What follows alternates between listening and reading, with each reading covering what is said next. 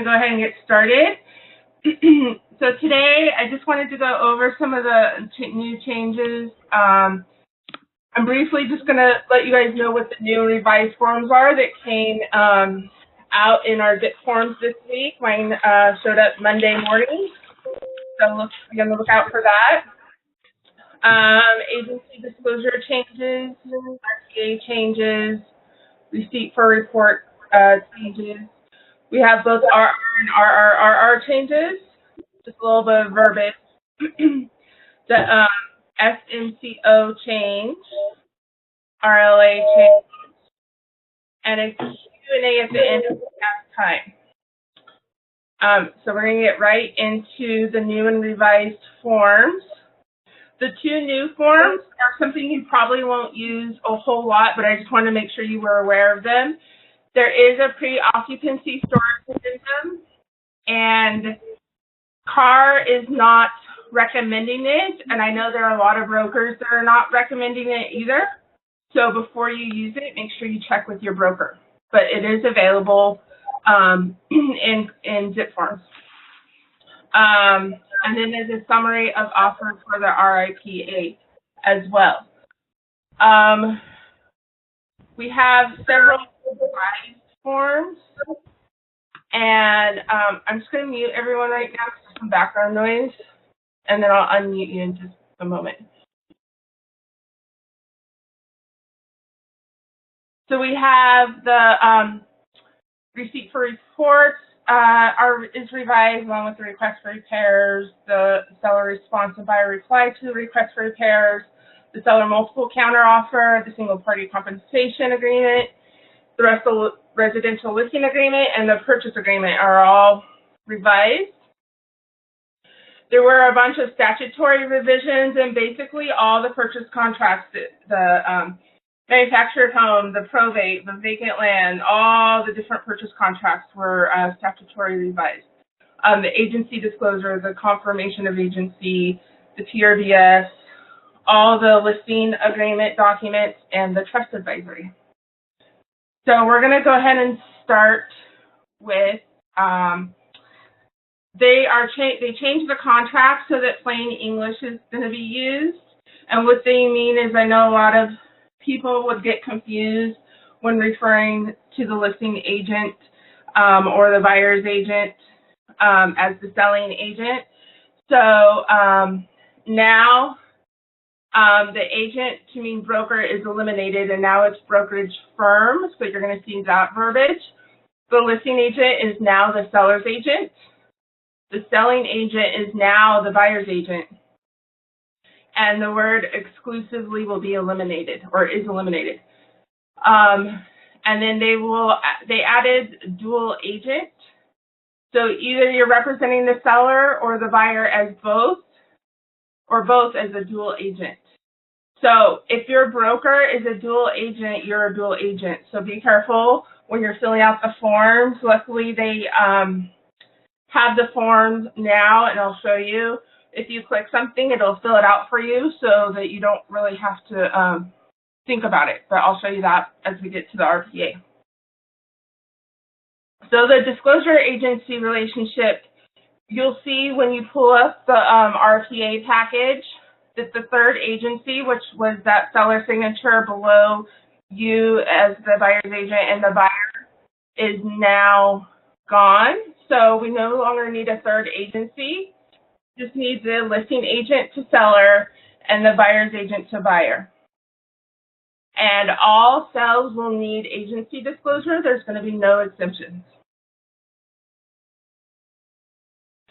The next item that they added, what they added is in red in the bottom. They added that confidential information in a dual agency includes facts that the agent doesn't have to disclose. So if it has to do with the buyer or seller financial position, motivations, bargaining position, or personal information that may impact price.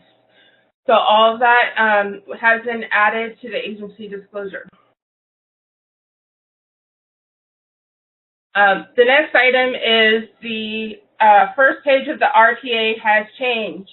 You now have to put the seller's brokerage firm and who they represent, and the seller's agent, and the buyer's brokerage, and the agent.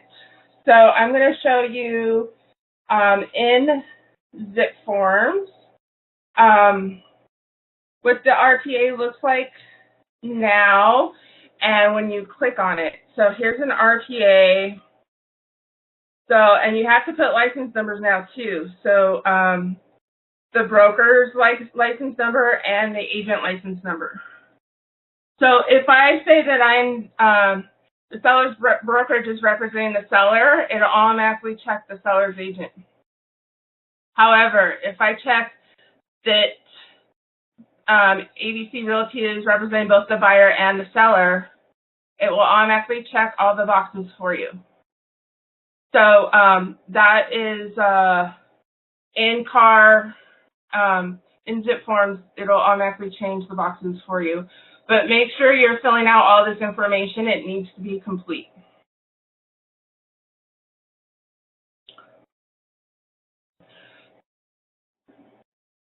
On page 10 of the RTA, in red, you'll see the changes that were made.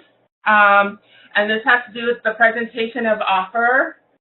So if the buyer's broker makes a written request to have the presentation of offer acknowledged, then the seller's broker has to confirm in writing that it's been presented to the seller. So below, there's a little section that says presentation of offer, and that is where the listing agent will need to initial and date when they presented it on. As a TC, I don't always know what date it was presented on or if it was requested. I will be asking, and we will make sure that that is taken care of.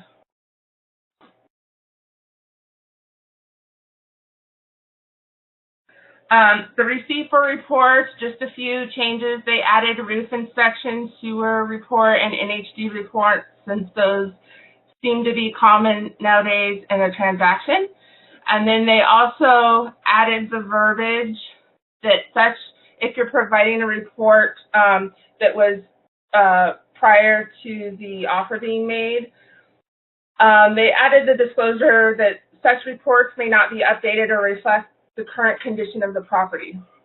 And then down below that, it does say that if any of the above reports recommends buyers to obtain additional investigations, you should contact qualified experts to determine if such additional investigations are necessary. So again, it's just letting the buyer know that they need to investigate further. So the next item is the request for repair form. Just a few changes, and again, they're in red. The first change is it does now say that the seller has no obligation to respond to the buyer request. It is not part of the contract. It is buyer can request it, but seller doesn't have to respond or agree even. So they did add that, and then they added under the credit section, just to clarify, because I'm sure there has been some issues in the past about credits, that the credit included in this paragraph is separate from and shall not reduce or supersede any other credits in the agreement unless specifically agreed to in writing. So again, if in the offer there were credits agreed on, such as closing costs and whatnot, this will say that this is in addition to those credits that were already agreed to. And the RRR has the exact same verbiage on it as a note regarding the credits. So when the buyer is signing on the RR, they have that disclosed to them, and then when the seller is responding, they also have that as well. The seller multiple counter offer, they added in section 8 because I see this done incorrectly a lot, and so I'm glad that they did put this, and I'm sure it was an issue, that's why they created this. So if your seller signs paragraph 5 when they're making the multiple counter offer, the buyer accepts by signing paragraph 7. However, if they are not accepting and they're checking subject to the attached counteroffer, do not sign paragraph 8, and that is what paragraph 8 is saying. In red, it says do not sign this box if the seller multiple counteroffer subject to an attached counteroffer. Item 8 is only if there are no other counters, seller made the counter, buyer is accepting, and then number 8 is confirming that the seller is accepting this offer. Because with multiple, you could have 5 buyers and all 5 buyers accept, then it's up to the seller to accept one of the offers, which they would do in box number 8.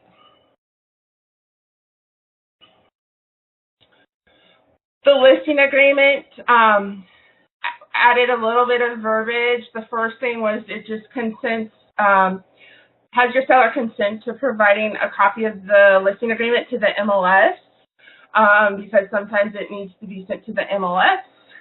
And the other thing, if your seller is intending to include a contingency to purchase a replacement property, which is the SPRP, that box can be checked, and this is on the listing agreement.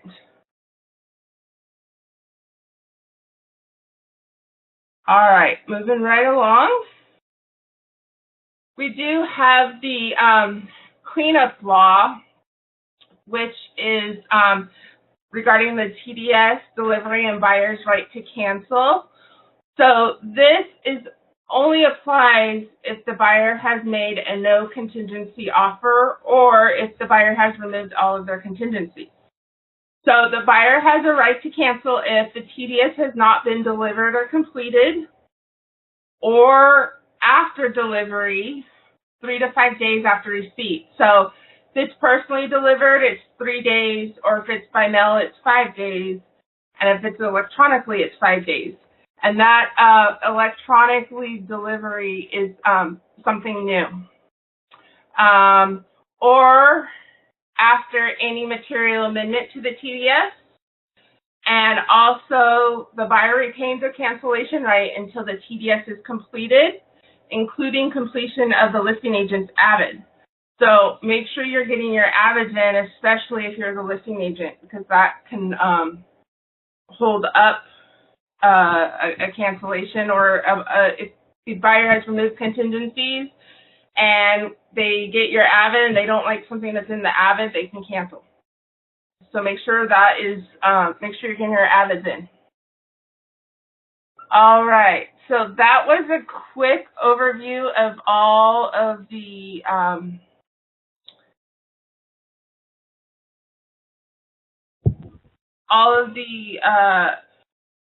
important things. There are other changes in effect, but those are the ones that you as agents are going to see most often and need to be aware of.